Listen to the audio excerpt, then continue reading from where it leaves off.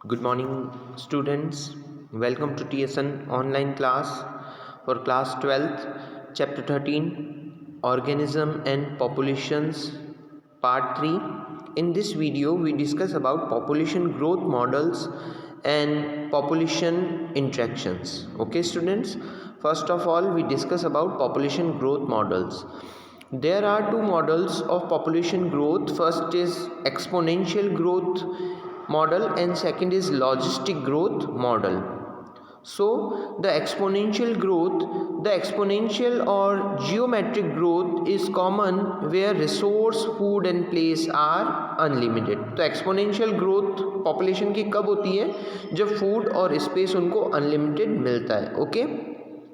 The equation for exponential growth can be derived as follows: dn by dt is equals to b minus d bracket into n. So ये exponential growth जो हो रही है इसमें b minus d, b का means होता है birth rate, d means होता है death rate, r is equals to intrinsic rate of natural increase. Okay, so dn by dt is equals to R N यहाँ पे है population size. Integral form of exponential growth equation is equals to N T is equals to N not E R T. यहाँ पे N T जो है population density after time T time के बाद population density कितनी है. n is equals to population size क्या है. n not is equals to population density at time zero time पे पॉपुलेशन डेंसिटी कितनी है. r is equals to intrinsic rate of natural increase. e is equals to the base of natural logarithm 2.71828, ये हमें base value है. b is equals to birth rate. Okay, और d is equals to death rate है. तो ये हमने देखा exponential growth कब आती है, जब हमारे पास स्पेस और फूड अनलिमिटेड था. Okay, R is an important parameter assessing impact of biotic and abiotic factor on population growth. R for beetle was 0.12, for Norway rat is equals to 0.015, and for human population in India was 0.05 in 1981. So are की जो value है वो अलग अलग जगह अलग अलग animals के लिए अलग अलग है. The exponential growth when n is relation to time is plotted on graph, the curve become J shape. आपको जो ए वाला जो ग्राफ शो हो रहा है ये एक्सपोनेंशियल ग्रोथ का है.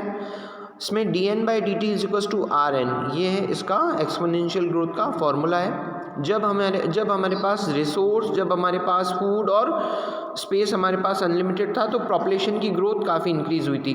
Okay, A is equals to when resource are not limited the growth plotted is exponential. Now we discuss about logistic growth. When resource are limited, जब रिसोर्स फूड और space limited होता है तो population growth में क्या change आता है. Plot is logistic, के इज कैरिंग कैपेसिटी. सो आपको फॉर्मूला कुछ चेंज दिख रहा होगा इसी ग्राफ में. dn by D T is equals to R N bracket K minus N by K. So ये जो सेकेंड वाली इक्वेशन है that is called logistic growth, जबकि सोर्स मीन्स फूड और स्पेस लिमिटेड है. Okay, logistic growth, the resource become limited at certain point of time, so no population can grow exponentially grow नहीं होगी population. इसमें किस type से very होगा. Okay, this growth model is more realistic. Every ecosystem or environment or habitat has limited resource to support a particular maximum number of individual called carrying capacity. Okay, so अलग अलग species के लिए carrying capacity change हो जाएगा. When n is plotted is relation to time t, the logistic growth always sigmoid curve and is also called Verhulst Pearl logistic growth. इस curve का नाम क्या है. Verhulst Pearl logistic growth. It is given by following equation. इसकी जो equation बनेगी dn upon dt r N K minus N divided by K. So यहाँ पे n क्या है, पॉपुलेशन डेंसिटी है टाइम t टाइम पे पॉपुलेशन डेंसिटी कितनी है, n है. r is equals to intrinsic rate of natural increase, ये अलग अलग वेरी कर जाएगा, इसकी वैल्यू अलग अलग स्पीशीज़ के लिए अलग होगी, कैरिंग कैपेसिटी भी अलग होगी। Graph shows lag phase followed by phase of acceleration and deceleration and finally asymptote when population density reach the carrying capacity। और हमें asymptote कब फाइंड आउट हो जाएगा, जब कैरिंग कैपेसिटी जो है वो पॉपुलेशन डेंसिटी के इक्वल हो जाएगी, तो हमें यहाँ asymptote की पोजीशन हमें मिल जाएगी। Now we discuss about population interaction, यानी अगर दो स्पीशीज़ हैं तो उनके बीच में अगर वो कोई एनवायरनमेंट में प्रेजेंट है, कोई दो स्पीशीज़ है, वो किस टाइप से इंटरेक्ट कर रही हो सकता है कि एक को प्रॉफिट हो दूसरे को लॉस हो सकता है दोनों को प्रॉफिट हो, ठीक है। So we discuss about population interaction.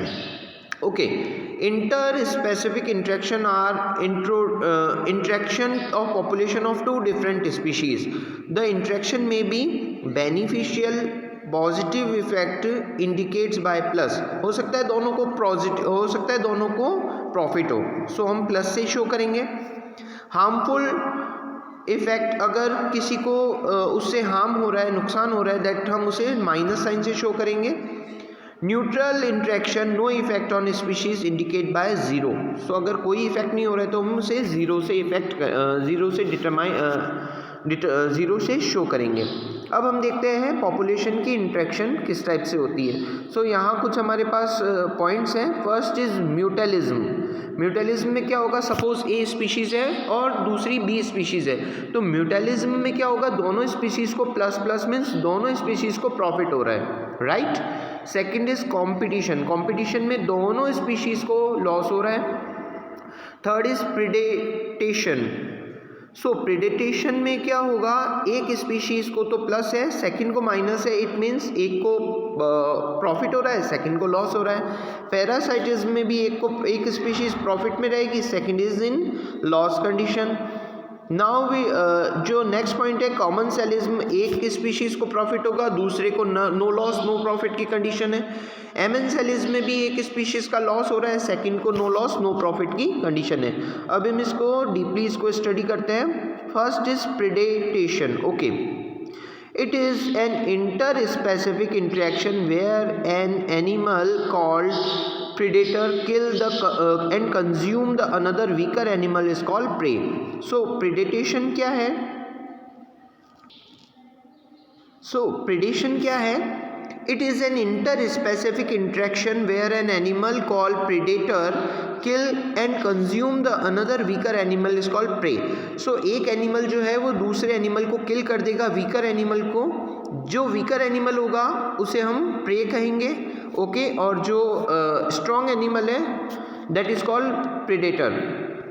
Okay, predation is natural way of transferring energy to higher tropical level, example a tiger predator eating a deer prey, okay, a sparrow predator eats fruit or seeds prey। okay, so predator जो होगा वो strong animal होगा और जो prey होगा वो weak animal होगा।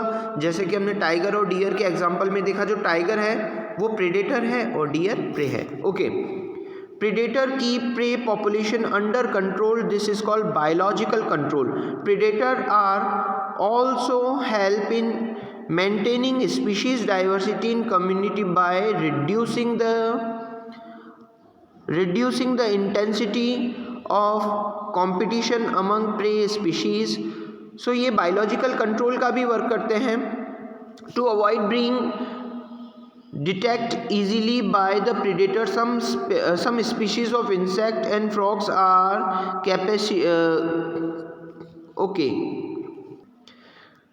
Cryptically coloured camouflaged. Okay, so ये आपने देखा होगा कि कई एनिमल्स जो होते हैं वो अगर एटमॉस्फेयर में यहाँ पे किसी फॉरेस्ट में रह रहे हैं तो उनका जो कलर होता है, बॉडी कलर, वो फॉरेस्ट के ट्री से और अनदर थिंग से मैच करता है, जिससे वो जो है प्रेडेटर से बच भी जाते हैं, राइट। कोई वीकर एनिमल होगा तो वो क्या कर लेगा, इस टाइप से अडेप्टेशन हो जाते हैं उनके अंदर, उनकी बॉडी इस टाइप से चेंजेस हो जाती है, उनके कलर में इस टाइप से चेंज हो जाता है कि वो प्रेडेटर से बचे रहते हैं, right. So 25% of insects are Phytophagous feed on plant sap and other parts of plant.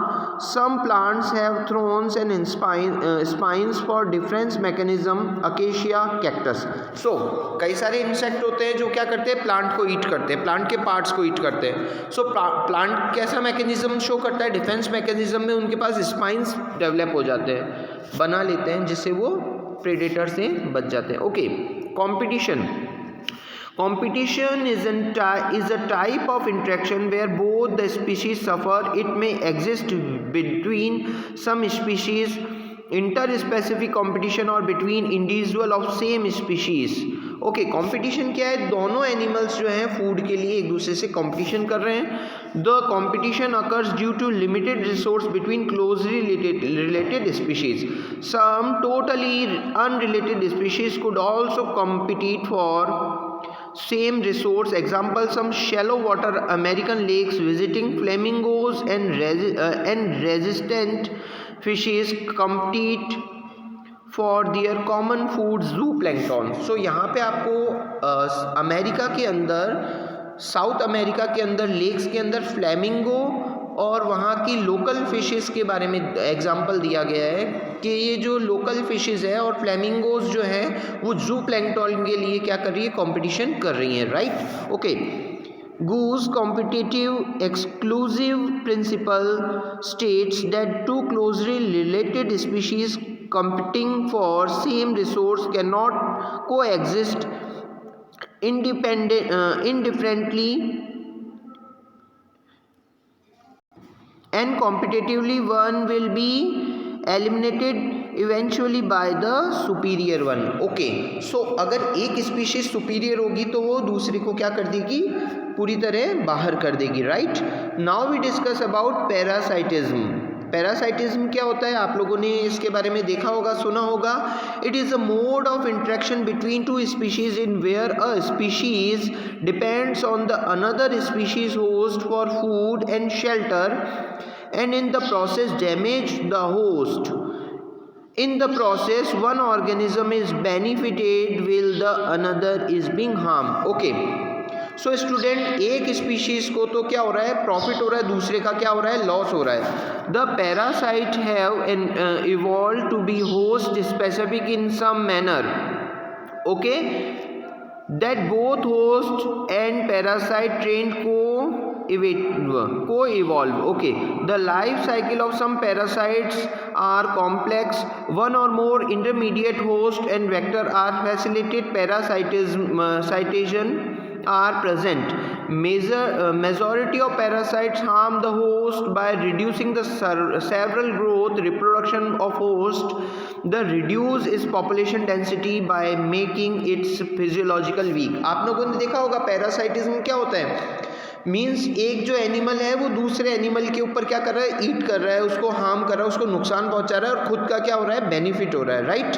सो ये पैरासाइटिज्म का एग्जांपल है. पैरासाइट्स में बी आर टू एक्टोपैरासाइट्स और एंडोपैरासाइट्स. अगर वो बॉडी के एक्सटर्नल पार्ट से कोई प्रॉफिट ले रहा है so that is called ectoparasites, और अगर वो बॉडी के अंदर जाकर वहाँ से प्रॉफिट ले रहा है that is called endoparasites. Okay. The phenomena is which one organism parasite lays its egg in the nest of another organism is called blood parasitism. Okay, सो आप लोगों ने देखा होगा कि जैसे जो आप लोगों ने नॉर्मली देखा होगा कि जो वर्म्स हो जाते हैं ना हमारे स्टमक में या डाइजेस्टिव सिस्टम में कई वर्म्स हो जाते हैं, सो ये भी पैरासाइट का ही एग्जांपल है. ओके, एंडोपैरासाइट का. Okay, commensalism. Okay, now we discuss about commensalism. अब ये कॉमन सेलिज्म क्या होता है, it is referred to as interaction between two species where one species is benefit and the another is neither harm or benefited. यानी common सेलिज्म में क्या होता है, एक स्पीशीज का तो प्रॉफिट होता है, दूसरे को ना तो प्रॉफिट होता है ना लॉस होता है. An orchid grows and the epiphyte on a mango tree. The orchid get shelter and nutrition from mango tree. Will the mango neither benefit और नॉर हार्म. सो एक ऑर्किड का एग्जाम्पल दे रखा है कि जो एपीफाइट के रूप में मैंगो ट्री पर है, सो उसे ना तो प्रॉफिट हो रहा है मैंगो ट्री को और ना लॉस हो रहा है. ओके, बट ऑर्किड को प्रॉफिट हो रहा है. Okay, Commensalism is also found between sea anemone and crownfish. It is very important example that has stinging tentacles, and the crownfish, the fish is protected from predators. Okay, तो crown fish को तो क्या हो रहा है, benefit मिल रहा है, वो प्रेडेटर से बच रही है. Sea anemones are neither benefit nor harm. Sea anemone को न तो प्रॉफिट हो रहा है न लॉस हो रहा है. Now we discuss about amensalism. Amensalism is referred to as interaction between two different species in which one species is harm and another is neither benefit और नॉर लॉस. एक स्पीशीज का तो लॉस हो जाएगा, दूसरे को न तो प्रॉफिट होगा न लॉस होगा. For example the mould Penicillium secretes penicillin which kill bacteria but the mold is unaffected. So Penicillium से क्या होता है, पेनिसिलिन सिक्रेट होता है, ओके, जो बैक्टीरिया को मारता है. सो यहाँ माउल्ड जो है उसको अफेक्ट नहीं होता है, कोई इफेक्ट नहीं होता है. ओके, सो एक का तो प्रॉफिट हो रहा है, एक का तो लॉस हो रहा है, सॉरी, और दूसरे को कोई ना तो प्रॉफिट है ना लॉस है.